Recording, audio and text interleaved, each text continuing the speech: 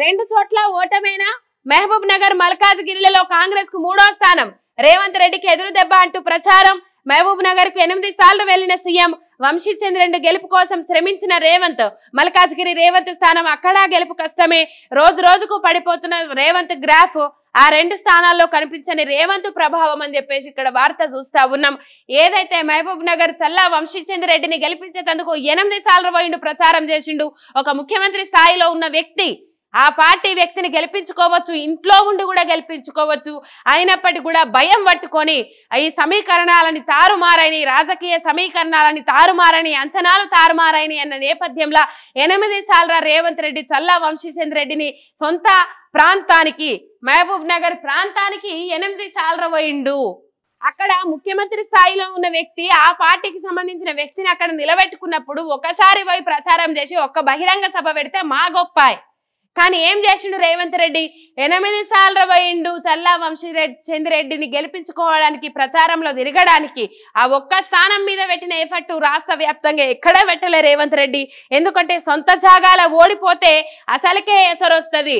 సొంత జాగాలనే గెలవలేనోడు ఇక వేరే జాగాలలో గెలుతాడు, ఏం గెలుతాడు, ఏం నిలబడి చేస్తాడని ఒక తీవ్రమైన వ్యతిరేకత వస్తుంది. కాబట్టి 8 సార్లు అయినా 80 సార్లు అయినా నీ గ్రాఫ్ అంతా డౌన్ అయినాక నువ్వు ప్రజలకు ఏం చేయలేవని చెప్పేసి ఒక అభిప్రాయం తెలంగాణ ప్రజలు ఏర్పరచుకున్నాక నువ్వు 8 కాదు 80 కాదు 800 సార్లు అయినా వాళ్ళు నిన్ను దేకరు. ఎందుకంటే ఇదని కాదు, ఏదైనా ఒక రేవంత్ రెడ్డి విషయమే కాదు, ఒక అభిప్రాయానికి ప్రజలు వచ్చినాక వాళ్ళ అభిప్రాయాన్ని మార్చడం కష్టము. దొంగ అని ముద్ర పడ్డాక ఆ దొంగ ఎంత మంచి పని చేసినా దొంగనే అంటారు కానీ అరే మంచి పనులు చేస్తుండ్రని ఎవరు గుర్తించరు, ఎవరు అనరు. ఒకవేళ మంచి పనులు చేసి మంచి పనులు చేసుకున్నా ఆ దొంగ అని పేరు పడుతుంది కాబట్టి ఆ దొంగ అనే పేరు పెట్టేస్తారు. ఇంటి పేరుకు బదులు ఆ దొంగ అని పెట్టి ఆయన పర్సన్ పేరు ఏది ఉంటుందో గది పిలుచుకుంటారు తప్ప ఆ పేరు మంచి పనులే చేస్తుందని చెప్పేసి పేరు పోదు. ఎందుకంటే నేను చూసిన అట్లాంటి సందర్భాలు. రైట్, ఇది కనబడతా ఉన్నది 2 చోట్ల ఓటమేనా అని చెప్పేసి ఇదైతే మనం చూస్తా ఉన్నాం. మహబూబ్ నగర్ మల్కాజ్గిరిలో కాంగ్రెస్ కు 3వ స్థానం అని చెప్పేసి ఇక్కడ వార్త చూస్తా ఉన్నాం. సిట్టింగ్ ఎంపీగా ఈ ఎన్నికల ముందు, అసెంబ్లీ ఎన్నికల ముందు సిట్టింగ్ ఎంపీగా అక్కడ కొడంగల్లో ఎమ్మెల్యేగా ఓడిపోయిన తర్వాత రేవంత్ రెడ్డి సిట్టింగ్ ఎంపీగా ఇక్కడ మల్కాజ్గిరికి వచ్చి ఎంపీ స్థానానికి పోటీలో నిలబడ్డాడు. ఆ ఎంపీగా గెలిపించిన తర్వాత 5 ఏళ్ల పొద్దాటు ముఖాన చూడలేదట రేవంత్ రెడ్డి. అసెంబ్లీ ఎన్నికలప్పుడు మల్కాజ్గిరి ప్రజలు కనబడట్లేదు, రేవంత్ రెడ్డి మా ఎంపీ కనబడట్లేదు, మీకు ఏమైనా కనిపించిందని చెప్పేసి పోస్టర్లు కూడా వాల్ పేపర్లు కూడా అతికిచ్చిన సందర్భాలు మనం చూసినాం. ఆ సిట్టింగ్ స్థానానికి రాజీనామా చేసిండు. ఎప్పుడు అధికారంలోకి వచ్చిన తర్వాత, కాంగ్రెస్ పార్టీ అధికారంలోకి వచ్చిన తర్వాత సిట్టింగ్ ఎంపీ స్థానానికి రాజీనామా చేసిండు. మొన్నటిదాకా సిట్టింగ్ గా కొనసాగిన మల్కాజ్గిరిలా చేవెళ్ల టికెట్ ఇస్తామనన్న సునీతా మహేందర్ రెడ్డిని అక్కడికి వెళ్ళి తీసుకొచ్చి ఇక్కడ మల్కాజ్గిరిలో టికెట్ ఇచ్చిండ్రు. మల్కాజ్గిరిలో చేవెళ్ల నుంచి ఇత్తనన్న కొద్దో గొప్ప సునీతా మహేందర్ రెడ్డికి ఓట్లు పడేటి ఏమో.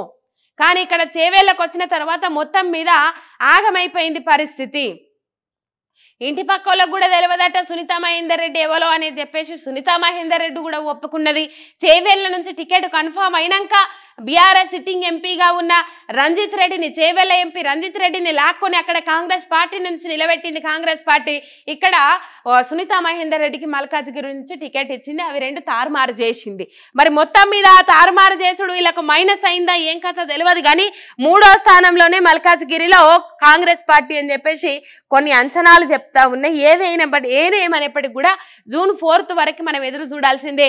సిట్టింగ్ ఎంపీ స్థానాన్ని కూడా గెలిపించుకోలేకపోయిండనే ముచ్చట వస్తుందా, లేకపోతే గెలిపించుకున్నాడు కష్టపడ్డాడు అనే ముచ్చట వస్తుందా చూద్దాం జూన్ 4 తర్వాత.